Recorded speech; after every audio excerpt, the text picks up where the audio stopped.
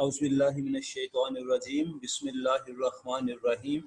Assalamu alaikum students. I'm your teacher Slim Yusuf and it is my lecture number 5 for the students of BS English second semester. And in this lecture we shall discuss Canto 5 of Rep of the Log. Students, आज ये हमारा lecture number 5 है rap of the log से मुतल्लिक। आज के इस lecture में हम कैंटो 5 को डिस्कस करेंगे। तो आइए अपने लेसन की तरफ बढ़ते हैं अल्लाह का नाम लेकर। गुज़िश्ता लेक्चर में मैंने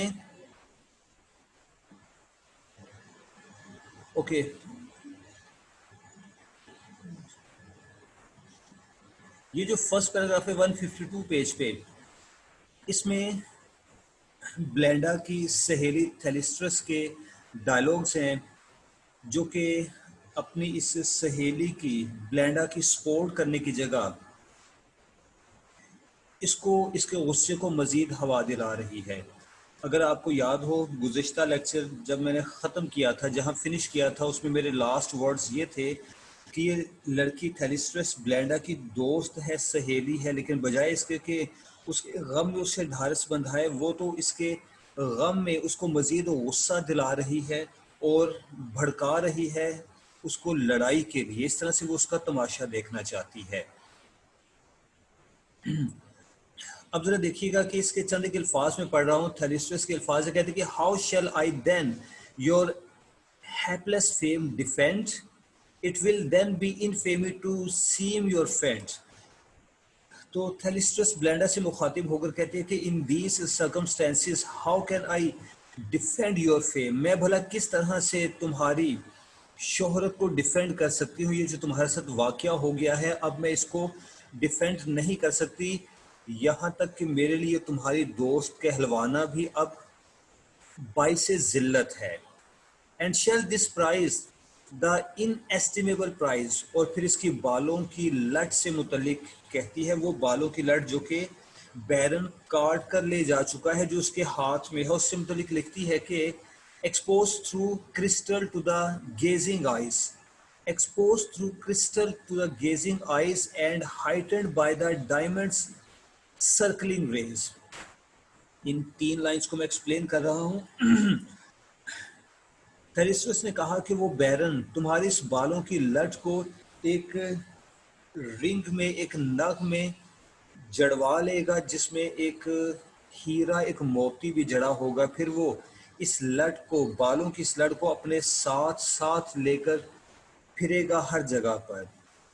on that rapacious hand for ever base, और इस शख्स के हाथ में ये बालों की लट हमेशा रहेगी। Sooner shall grass in Hyde Park circus grow and wits take logging in the sound of bow. अब ये एक ख्वाहिश करती है, कहती है इससे पहले कि वो शख्स ये हरकत करे, ये काम करे, यानी तुम्हारी बालों की लट को एक नग में, एक रिंग में जड़वा ले, बेहतर है कि हाइड पार्क के इलाके में लंबी घास उग आए, लोग यहाँ आना छोड़ दे, ना कोई यहाँ आएगा, ना कोई तुम्हारी बालों की लट को उसके हाथ में देखेगा और ये वाकया भूल जाएगा। और साथ ही इसने कहा कि and wits take lodgings in the sound of go, और मेरी ख्वाहिश है कि सब अक्लमंद लोग चर्च का रुख करें, चर्च की तरफ चले जाएं, बजाय इसके कि वो डांस पार्टीज में आया करें, क्लब्स में आया करें, वो चर्च जाना शुरू कर दें।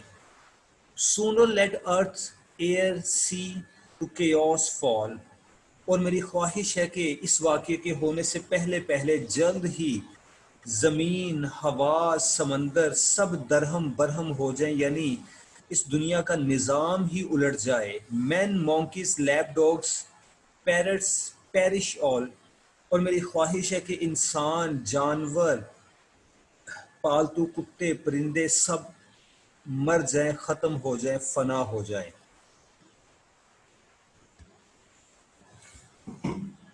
तो इन लाइंस में हमें मुनाफकत, हिपोक्रेसी दिखाई देती है कि ये लड़की ब्लेंडा की दोस्त होने के बावजूद अपनी दोस्ती का इजहार नहीं करती, बल्कि कहती है कि मैं तुम्हारी इस फेम को अब कैसे डिफेंड करूंगी। और वो शख्स तुम्हारी ये बालों की लट सबको दिखाएगा, मेरे लिए बड़ा मुश्किल हो जाएगा अपने आप को तुम्हारी दोस्त कहलवाना। फिर वो कहती है कि मेरी ख्वाहिश है कि हाइड पार्क में घास उग आए, सारी दुनिया का निज़ाम दरहम बरहम हो जाए, सब इंसान मर जाएं इस वाक़े से पहले। यानी खुद वो कुछ नहीं करने को तैयार, खुद कुछ नहीं करेगी। She said then, raging to Sir Plume repairs. Raging मतलब इन एंगर, गुस्से में। ये बात कहने के बाद वो सर प्ल्यूम की तरफ मतवज्जो होती है। फंक्शन में, पार्टी में मौजूद ये एक शख्स है जो कि कोई ख़ास किरदार नहीं निभा रहा, बस वहाँ पर एक मेहमान के तौर पर मौजूद है। सर प्ल्यूम इसका नाम है। वैसे प्ल्यूम मुर्गे की कलगी को कहते हैं। And bids her beau, beau means boyfriends, demand the precious hair. अपने इस बॉयफ्रेंड से, सर प्ल्यूम से मुखातिब होकर कहती है कि जनाब उनसे कहें कि वो ये लॉक ऑफ हेयर वापस कर दें। Sir Plume of amber snuff box, amber एक रंगत का, एक कलर का नाम है जिसको ब्राउनिश कहा गया है, ब्राउन कलर से मिलता जुलता है। Sir Plume to amber snuff box justly vain. और ये सरप्ल्यूम जिसको अपने एम्बर कलर के स्नफ बॉक्स पर बड़ा फख्र था। अब इस लाइन को मिलाकर मैं आगे तक थोड़ी वजाहत कर दूं, थोड़ा खुलासा कर दूं, ताकि आपको समझने में आसानी हो, अदरवाइज ये लाइंस आपको समझ नहीं आएंगी। अब इन लाइंस में सर प्ल्यूम के कैरेक्टर के हवाले से, इसके कैरेक्टर के ज़रिए उस ज़माने के मर्दों में जो करप्शन थी उस पर भी रोशनी डाली गई है। ये सारी नज़म तो औरतों की बुराइयों से मुतल्लिक थी, लेकिन ये एक पैराग्राफ मर्दों से मुतल्लिक है। सर प्ल्यूम जब गुफ्तगू करता है, बात शुरू करता है उस बैरन से जिसने बालों की लट काट ली है, तो इसके अल्फाज, इसकी वर्डिंग में कसम और गाली बार बार आती हैं, जिससे हमें उनकी मेंटेलिटी का पता चलता है कि वो बड़ी गंदी जहनीत के लोग थे। हर बात के साथ गाली देना, हर बात पर कसम खाना, ये उनका अंदाज था, बल्कि फैशन था। कसम खाना तो उस दौर में एक फैशन था। इस चीज़ का जिक्र आपको बुक्स में मिलेगा, कमेंट्रीज में मिलेगा। जब आप रैप ऑफ द लॉक से मुतालिक कमेंट्री पढ़ते हैं, बुक्स पढ़ते हैं, तो वहाँ आपको इस चीज़ का वाज़ेह जिक्र मिलेगा। तो जनाब ये पैराग्राफ तंज है, सेटायर है, मर्दों के एटीट्यूड पर, रवैये पर। तो आइए इसको भी पढ़ते हैं। Sir Plume of amber snuff box justly wear. और ये सर प्ल्यूम जो कि अपने एम्बर कलर के स्नफ बॉक्स पर बड़ा फख्र करता था। स्नफ जैसे कि हमने पहले पढ़ा है, इसको खुशबू वाला तंबाकू कहा जाता है। और ये एक बॉक्स, एक छोटी सी डिबिया में था जो कि एम्बर कलर की है। And the nice conduct of a clouded cane. और उसके हाथ में एक केन, एक छोटी सी छड़ी है, और ये छड़ी भी उसके लिए काबिल फ़ख्र है। वो जब बात करता है ये स्टिक घुमाता है। With earnest eyes and round unthinking face. हाँ जी, इस सेंटेंस में इस शख्स का मजाक उड़ाया गया है। कहते हैं कि विद अर्नेस्ट आइज, आंखों में संजीदगी या चमक लिए हुए, एंड राउंड अनथिंकिंग फेस, लेकिन उसका चेहरा गोल और बेवकूफाना था। यानी अनथिंकिंग, जिसमें कोई ख्यालात, कोई तसव्वुर नहीं। यानी इसका चेहरा देखकर ही पता चल जाता था कि ये बंदा बेवकूफ है। He first the snuff box opened then the case। तो उसने पहले तो अपना स्नफ बॉक्स खोला, उसके बाद इस केस पर बात शुरू की। अब स्नफ बॉक्स खोलना और उसके बाद केस खोलना, अगर आप लफ्जों की तरतीब पर गौर करें तो इसमें मिजाह है। He first the snuff box open then the case.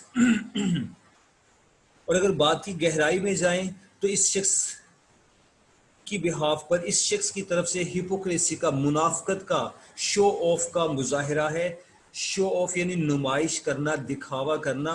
उस जमाने में मर्द और औरतें सभी अपनी नुमाइश, अपना दिखावा करना पसंद करते थे। अब चूंकि इसके हाथ में एक स्नफ बॉक्स है और वो बड़ी खूबसूरत है, वो बड़ी कीमती है, लिहाजा वो सबको ये स्नफ बॉक्स दिखाना चाहता है कि देखो मेरे पास ये बड़ी कीमती, बड़ी आला चीज़ है। लिहाजा जब वो बात शुरू करता है तो इस स्नफ बॉक्स को खोल कर अपने हाथ में रखता है और जब तक वो बात करता रहेगा ये स्नफ बॉक्स इसके हाथ में रहेगा। एंड दस ब्रोक आउट, और यूं उसने बात शुरू की। कहता है, अब ये अल्फाज इनवर्टेड कॉमास में है, यानी सर प्लूम के अल्फाज हैं, उस लॉर्ड से मुखातिब होकर जिसने बालों की लट काटी है। लिखता है, वो कहता है, my Lord why what the devil, जनाब क्या ये क्या है। डेवल शैतान, यानी ये लफ्ज़ डेवल यहाँ पर गाली के मानों में इस्तेमाल हुआ। हम इसका तर्जमा यूं कर सकते हैं कि ये क्या खबासत है। जोंडस, जोंडस एक कसम हुआ करती थी, कसम के मानों में लफ्ज इस्तेमाल होता है। डैम द लॉग, अरे लानत भेजो इस बालों की लट पर। अब लफ्ज डैम, लानत, ऊपर डेवल, इससे पहले जोंडस, तो ये उसकी गुफ्तगू के अल्फाज हैं। For God you must be civil, अरे साहब आपको संजीदगी का मुजाहिरा करना चाहिए, आपको मुहज़्ज़िबपन का मुजाहिरा करना चाहिए। प्लेग ऑन इट्स, लानत भेजो इस पर। फिर से लफ्ज प्लेग, ऊपर डैम इस्तेमाल हुआ था। टिस पास्ट अ जेस्ट, आपकी हरकत मजाक से आगे बढ़ चुकी है, यानी आपने तो हद ही खत्म कर दी, आप हद से आगे बढ़ रहे हैं। ने प्राइट पॉक्स, ने प्राइट, नहीं नहीं, मैं आपसे दरख्वास्त करता हूँ। पॉक्स एक बार फिर से एन ऑथ, ये एक कसम है। तो give her the hair, he spoke and wrapped his box, उसने कहा कि give her the hair, यानी उसके बाल उसको वापस कर दो। he spoke, वो बोलता है, and wrapped his box, और फिर उसने अपना स्नफ बॉक्स बंद किया। तो अब गौर कीजिए कि जब तक इस शख्स की गुफ्तगू जारी है, इसका स्नफ बॉक्स खुला हुआ है, इसने स्नफ बॉक्स बंद नहीं किया, यानी ये अपनी नुमाइश कर रहा है, अपना दिखावा कर रहा है। और दूसरी बात मैं रिपीट कर रहा हूँ कि इन आखिरी 4 या 6 लाइंस में जो इन्वर्टेड कॉमा से शुरू होती हैं, जहाँ मेरा कर्सर है माय लॉर्ड से लेकर ऑनवर्ड्स, हमने देखा कि डेवल, डैम, प्लेग, 3 गालियाँ इसने इस्तेमाल की। उसके बाद जोंडस एंड पॉक्स, 2 अल्फाज कसम वाले इसने इस्तेमाल किए। ये अंदाज, लैंग्वेज का ये अंदाज उस दौर में सभी के साथ हुआ करता था। ये सभी मर्दों का खासा था, खसूसियत थी कि वो जब गुफ्तगू किया करते थे तो उनकी गुफ्तगू में गाली और कसम, इन 2 चीज़ों का इस्तेमाल रिवायत थी, फैशन था। ओके, नेक्स्ट आते हैं जी। It grieves me much, replied the peer again, तो उस पिर ने, उस नवाब ने जवाब दिया, कहते हैं, जनाब मुझे बड़ा दुख है। Who speak so well should ever speak in when, कि आपने बात तो बड़ी अच्छे अंदाज में की, लेकिन आपकी बात बेकार जाएगी, यानी मैं आपकी बात नहीं मानने वाला। बट बाय दिस लॉग, लेकिन इसी लॉग की कसम, this sacred lock I swear which never more shall join its parted hair, कि ये बालों की लट, इससे मुतल्लिक मैं कसम खाता हूं कि ये दोबारा कभी ब्लेंडा के सर पर वापस नहीं जुड़ सकती। ओके, इस डायलॉग को मैं छोड़ता हूँ, इसमें कोई ख़ास चीज़ नहीं है। अब हम वापस इस कहानी की तरफ आते हैं कि ये जो भी गुस्सा था, इससे मुतल्लिक हमने पढ़ा कि एम्ब्रिल ने, जो कि एक ब्लैक स्पिरिट है, वो स्प्लीन के केव में जाती है और वहाँ से एक बंडल भर कर आती है जिसमें गुस्सा है, झगड़ा है, गालियाँ हैं, टीयर्स हैं। उसके साथ एक बॉटल भी थी।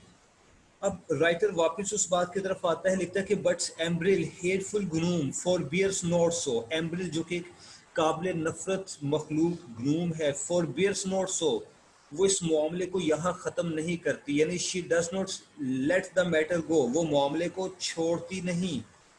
ही breaks the vial whence the sorrows flow, वो उस बॉटल को तोड़ डालती है जिसमें से गम बह निकलते हैं। Then see the nymph in beauteous grief appears, फिर ये निम्फ यानी ब्लेंडा दुख और गम के आलम में फट पड़ती है। हर आइज हाफ लैंग्वेज, उसकी आंखें आधी बंद हैं। लैंग्वेज लफ्ज़ी मतलब होता है थकावट। हाफ ड्राउंड इन टीयर्स, और आधी आंसुओं से भरी हुई हैं।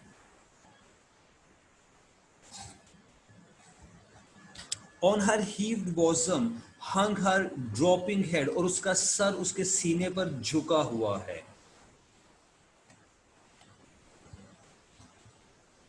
which with a sigh she raised and thus she said, और एक आह भरकर उसने सर उठाया और यूं मुखातिब हुई कहने लगी, forever cursed be this detested day. Okay students, अब इस पेज पर आपको इन्वर्टेड कॉमास नजर आते हैं फर्स्ट लाइन में। ये ब्लेंडा की एक स्पीच है। जैसे कि मैं इससे पहले भी जिक्र कर चुका हूं कि स्पीच एपिक पोइट्री की एक ट्रेडिशन रही है, और ये नज़म जो कि एपिक स्टाइल में लिखी गई है, मॉक एपिक पोइम है, तो इसमें एपिक पोइट्री की तमाम तर ट्रेडिशंस को फॉलो किया गया है। अब इन लाइंस में ब्लेंडा अपने जज्बात का इजहार करती है जिसमें दुख और पछतावा भी है। ये एक स्पीच है और इस स्पीच के जरिए से शायर ने एपिक पोइट्री की एक ट्रेडिशन को फॉलो किया है। तो आइए इसको पढ़ते हैं। For ever curse be this detested day. उसने कहा कि इस दिन पर हमेशा के लिए लानत हो, मैं लानत भेजती हूँ इस दिन पर हमेशा हमेशा के लिए। Which snatch my best my favourite curl away, कि इस दिन मेरे पसंदीदा बाल मुझसे छिन के। Happy 10 times happy had I been if Hampton Court these eyes had never scene.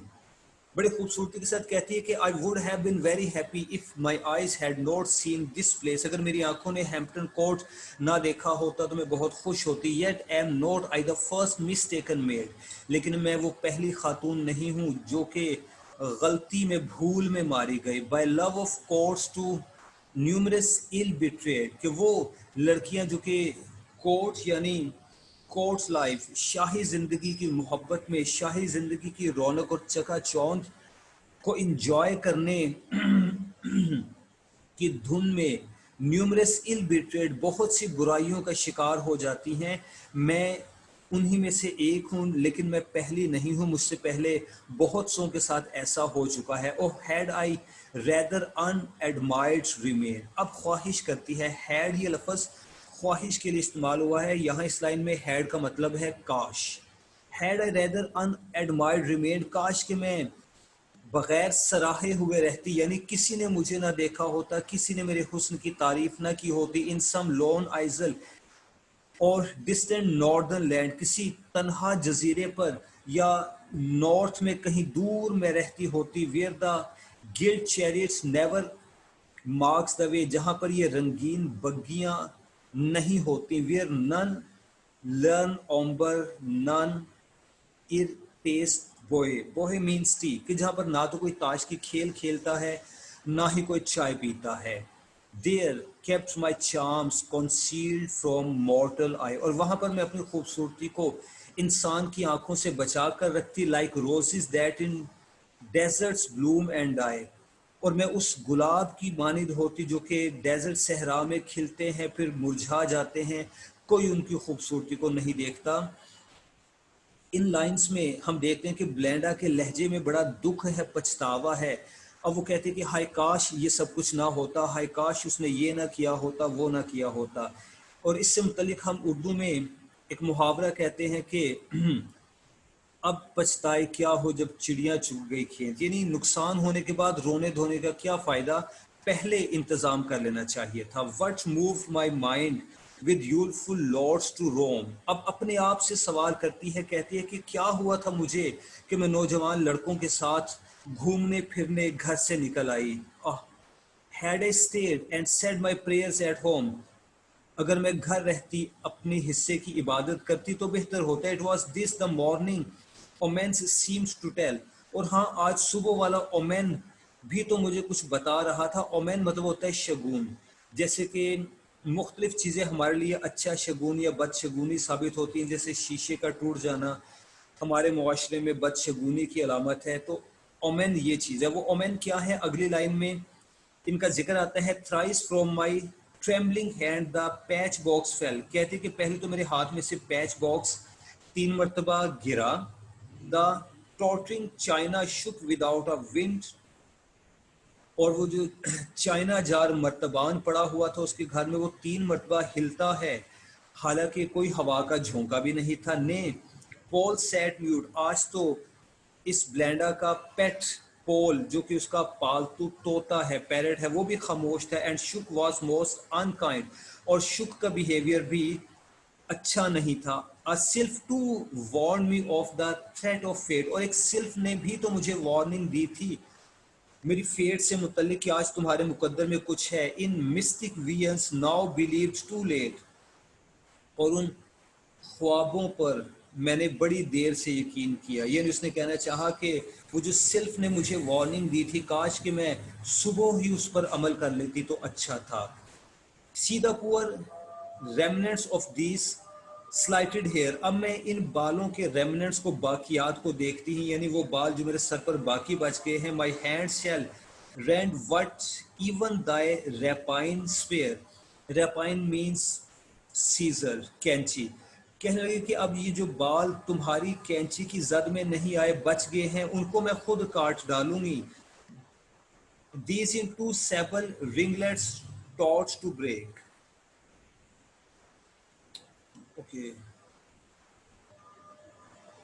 ये जिन बालों ने लटकना सीखा था कर्ल की सूरत में, once gave new beauties to the snowy neck, कभी ये बाल मेरी इस खूबसूरत गर्दन को खूबसूरती फराहम करते थे. The sister lock now sits uncaught. Uncaught means ugly.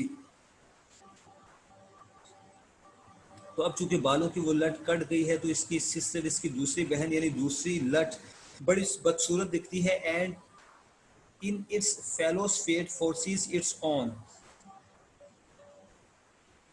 और ये बालों की लट जो कि इसके सर पर बाकी है, वो देखती है कि उसका मुकद्दर भी वैसा ही होगा. स्टूडेंट्स, नेक्स्ट 4 लाइंस छोड़ के मैं अगले पेज पर आ रहा हूँ. नेक्स्ट कैंटो 5 है जी. अब इसका पहला पैराग्राफ मैं आपके लिए नहीं पढ़ रहा क्योंकि बहुत इंपॉर्टेंट नहीं है. मैं इसका वैसे खुलासा आपको बता देता हूँ. शी सेड, ब्लेंडा ने ये बात कही, यानी जब उसकी स्पीच खत्म होती है, इन्वर्टेड कॉमास क्लोज होते हैं, तो अब ये लाइंस राइटर ने, अलेक्जेंडर पोप ने लिखी हैं. लिखता है कि जब उसने ये बात कही तो उसको सुनने वाले सभी रो पड़े. उस हैम्पटन कोर्ट में मौजूद सब लोग रंजीदा, अफसुर्दा हो गए, लेकिन सिवाय उस एक बैरन के जिसके हाथ में बालों की लट थी, उस पर कोई असर ना हुआ. और उसको कंपेयर किया गया है एक माइथोलॉजिकल कैरेक्टर से. कहा गया कि ट्रोजन कुड रिमेन, हाँ ये मैं पढ़ देता हूँ. Not half so fix Trojan could remain while Anna begged and Dido rage in vain. Trojan एक माइथोलॉजिकल कैरेक्टर था जो कि कहीं जंग पर जा रहा था, शहर से दूर जा रहा था. उसकी बेगम एना और उसकी सिस्टर इन लॉ डिडो उसको रोकती हैं, बहुत मिन्नतें करके रोकती हैं कि अभी मत जाओ, हालात अच्छे नहीं, लेकिन वो नहीं मानता. राइटर कहता है कि इतना फिक्स तो ट्रोजन भी ना रह सका जब एना और जीरो ने उसके आगे रिक्वेस्ट की थी, मिन्नतें की थी. ये शख्स तो उससे भी एक कदम आगे बढ़ गया. ये इसका खुलासा था. ये कुछ खास नहीं, लिहाजा मैं इसको पढ़ नहीं रहा. हाँ, ये जो इन्वर्टेड कॉमास के अंदर स्पीच है, ये बड़ी अहम है. और इस स्पीच में इस पूरी नज़म का थीम, इसका मॉरल लेसन भी आता है, जैसे आप देख सकते हैं. मैंने ये ब्रैकेट लगा रखी है, साथ में है थीम ऑफ द पोएम. तो इसको पढ़ते हैं. Say why are beauties praised and honoured most. कहा गया कि जरा मुझे बताओ तो क्यों खूबसूरत औरतों को इतनी इज्जत दी जाती है, प्रेज्ड एंड ऑनर्ड, सो इनकी क्यों इतनी तारीफ की जाती है. द वाइस मैन्स पैशन, अक्लमंदों के लिए वो एक जनून बन जाती है. And the vain man's toast, और दिखावा करने वाले छिछोरे मर्द उनके नाम पर शराब का जाम पीते हैं, यानी खुलेआम उनका नाम लेकर उन्हें बदनाम करते हैं. Why decked with all that's land and sea afford. Deck मतलब होता है सजना संवरना, कि क्यों ये खुद को इतना सजाती संवारती है उन सारी चीज़ों से जो कि ज़मीन पर पैदा होती हैं, जो समंदर से निकलती हैं. इसका मतलब ये है कि उस ज़माने में जो भी ब्यूटी आइटम्स बनाई जाती थी ब्यूटिफिकेशन के लिए, औरतों के मेकअप का सामान, उसमें समंदर से निकाले जाने वाले इंग्रेडिएंट्स, ज़मीन पर मिलने वाले इंग्रेडिएंट्स सब शामिल होते थे. Why angels called and angel like adore. सवाल किया गया कि आखिर क्यों इन खूबसूरत सूरतों को फरिश्ता कहा जाता है, उनके साथ फरिश्तों जैसा सलूक किया जाता है, यानी वो जहाँ भी जाती हैं उनकी बड़ी इज्जत की जाती है, उन पर बड़ी तवज्जो दी जाती है, उनको प्रोटोकॉल दिया जाता है. क्यों? सिर्फ इसलिए कि वो खूबसूरत हैं. Why round our coaches crowd the white glove beaux. और हमारी कोचिस के इर्द गिर्द सफेद दस्ताने पहने हुए नौजवान क्यों हजूम लगा लेते हैं। Why both the side box from its in most rows, और वो जो कि साइड बॉक्सेस पर बैठे होते हैं, यहाँ पर थिएटर का जिक्र हो रहा है कि जब लोग थिएटर में ड्रामा देखने जाते हैं तो जो लोग साइड पर बैठे होते हैं, साइड वाली कितारों पर, साइड वाली चेयर्स पर बैठे होते हैं, वो आगे झुक झुक कर हमारी तरफ क्यों देखते हैं। How vain all are all these glories all our pains, फिर उसने कहा कि हमारी ये सारी शौनो शौकत और हम जो पेन्स लेती हैं अपने आप को खूबसूरत बनाने के लिए, सब बेकार है। Unless good sense preserves what beauty gains, जब तक कि गुड सेंस, हम अपनी अकल जहानत के साथ उस चीज को महफूज न कर लें जो कि हमें हमारी ब्यूटी की बिना पर मिली थी। यानी अगर इस खातून ने कहा कि अगर हमें इज्जत मिलती है, प्रोटोकॉल मिलता है इसलिए कि हम खूबसूरत हैं, तो इस खूबसूरती की बिना पर मिलने वाली इज्जत को, प्रोटोकॉल को हम अक्लमंदी के साथ संभाल क्यों नहीं लेती। हम अपनी हद से आके बढ़कर छिछोरेपन की तरफ, दिखावे की तरफ क्यों चली जाती हैं।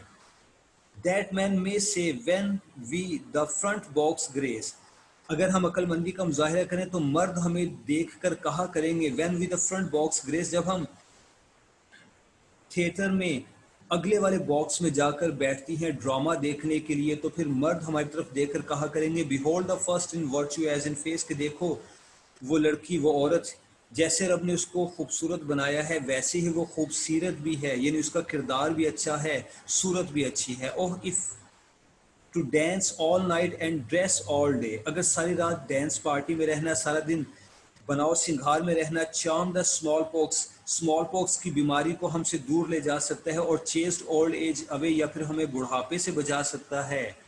Who would not scorn what house wife cares produce, तो फिर कौन हाउस वाइफ्स वाला काम सीखना पसंद करेगा, फिर तो सभी घरेलू काम से नफरत करेंगे। स्कॉर्न लफ्ज इस्तेमाल हुआ, स्कॉर्न मतलब होता है नफरत। और who would learn one earthly thing of use, और फिर क्यों भला कोई शख्स कोई काम सीखेगा। Learn one earthly thing of use, यानी दुनिया के काम काज, मुख्तलिफ हुनर, कामों को करने के तरीके भला क्यों कोई सीखेगा। To patch nay ogle might become a saint. Patch मतलब मेकअप, और ogle means a glance to look at, and it will become a saintly act to smile, to use makeup. Nor could it sure be such a sin to paint. And if it happens, makeup would not be considered a sin. कहने लगी कि अगर मुस्कुराना और makeup करना ही सही है तो फिर तो ये सेंटली एक्ट, दरवेशों वाला अमल हो जाएगा और इसमें कोई गुनाह नहीं होगा। But since alas frail beauty must decay, curled और uncurled, since locks will turn to grey.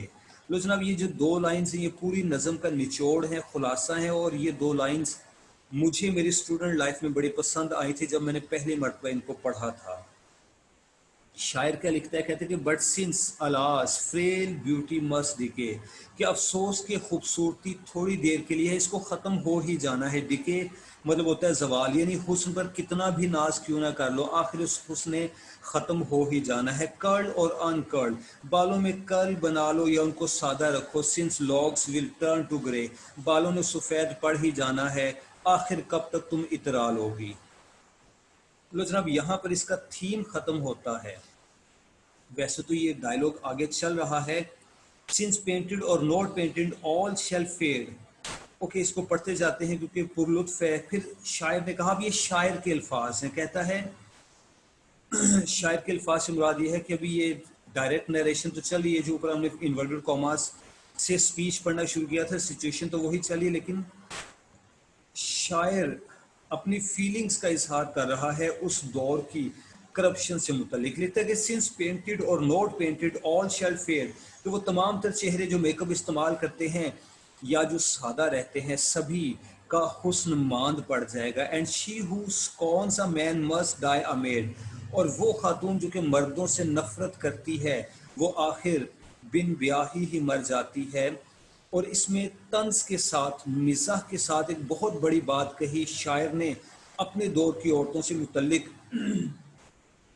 और हर ज़माने की औरतों से मुतल्लिक के मैं इसको रिपीट करता हूँ, and she who scorns a man, कि वो जो मर्दों से नफरत करती है, मर्दों से नफरत नहीं, यहाँ इसका मतलब है कि वो ख़वातीन जो बहुत बड़े बड़े ख्वाब बना लेती हैं और फिर हर एक आने वाली मैरिज प्रपोजल को ठुकरा देती हैं, लड़के में कोई ना कोई फॉल्ट, खामी, नक्स, खराबी उनको दिखाई देती है कि वो तो ऐसा है, वो तो वैसा है, तो वो जो कि मर्दों को रिजेक्ट करती चली जाती हैं, फिर आखिर उनके लिए मैरिज प्रपोजल्स आना बंद हो जाती हैं और वो बगैर शादी के ही मरती हैं। What then remains but well our power to use, तो फिर हमारी इन ताकतों का क्या सही इस्तेमाल है, and keep good humour till whatever we lose, इस्तेमाल यही है कि हम अपना अच्छा इखलाक बनाए रखें, हम कुछ भी गवा दें, यानी कितना भी नुकसान क्यों ना हो जाए। गुड ह्यूमर हम मतलब लेंगे इखलाक, हमें चाहिए कि हम अपने इखलाक पर कायम रहें, and trust me dear good humour can prevail, और मेरी बात का यकीन करो कि ये जो इखलाक है ये सब कुछ फतह कर लेता है। When airs and flights and screams and scolding fail, जहाँ पर चीखो पुकार ख़त्म हो जाती है, अपना असर छोड़ देती है, वहाँ अच्छा इखलाक काम आता है। Beauties in vain their pretty eyes में रोल, खूबसूरत लड़कियाँ जब अपनी आँखों का, निगाहों का इस्तेमाल करती हैं, इधर उधर देखती हैं तो वो बेकार है। चार्म्स स्ट्राइक द साइट, क्योंकि उनकी दिलकशी, खूबसूरती तो सिर्फ आँखों को भाती है, but merit wins the soul, लेकिन उनके किरदार की अच्छाई रूह को जीत लेती है। तो जनाब ये जो लाइंस मैंने पढ़ी, इनमें थीम था इस नज़म का, तबसरा किया गया, बड़े आलिशान अंदाज में तबसरा किया गया कि ख़वातीन में क्या करप्शन थी उस ज़माने में और उनको कौन सा सीधा रास्ता अपनाना चाहिए। आज के इस लेक्चर में अब तक जो कुछ मैंने पढ़ा है उसमें शायर ने अब डायरेक्शन भी दी है। इससे पहले तो वो सिर्फ तंज कर रहा था, उनकी खराबियों को, बुराइयों को हमारे सामने ला रहा था, लेकिन इन लाइंस में शायर ने, अलेक्जेंडर पोप ने, उनको एक डायरेक्शन भी दी है ख़वातीन को, वो जो कि राह से भटकी हुई हैं, कि अगर वो नेक नामी कमाना चाहती हैं तो क्या होना चाहिए, कैसे होना चाहिए। So spoke the dame but no applause ensured, इस तरह से इस लड़की ने अपनी तकरीर ख़त्म की। याद रहे कि ये जो स्पीच थी ये ब्लेंडा की नहीं है, ये उसकी सहेली की है, लिहाजा डेम लिखा गया है। बट नो अपलॉस एंश्योर्ड, लेकिन किसी ने उसकी दाद ना दी। अब ये जो फिक्रा है ये बड़ा बामायनी है, इससे हमें पता चलता है कि वो लोग कितने बेहिस हो चुके थे, दिखावे में, मुनाफकत में, दुनियादारी में वो इतना दूर जा चुके थे कि अगर कोई शख्स अच्छे अखलाक की बात करता है, अच्छाई की बात करता है, तो वो उस पर कोई तवज्जो नहीं देते, उल्टा उसका मजाक उड़ाया जाता है। लिहाजा शायर ने लिखा कि so spoke the dame but no applause ensured, लेकिन कोई तारीफ, कोई अपलॉस ना मिली। ओके, इस पैराग्राफ को मैं यहाँ पे स्टॉप करता हूँ, इसमें आगे कुछ खास नहीं है। इस सेकंड पैराग्राफ से ऑनवर्ड्स में पढ़ता हूँ। So when bold Homer makes the gods in rage, अब यहाँ से ऑनवर्ड्स एक जंग का मंजर क्रिएट किया जा रहा है।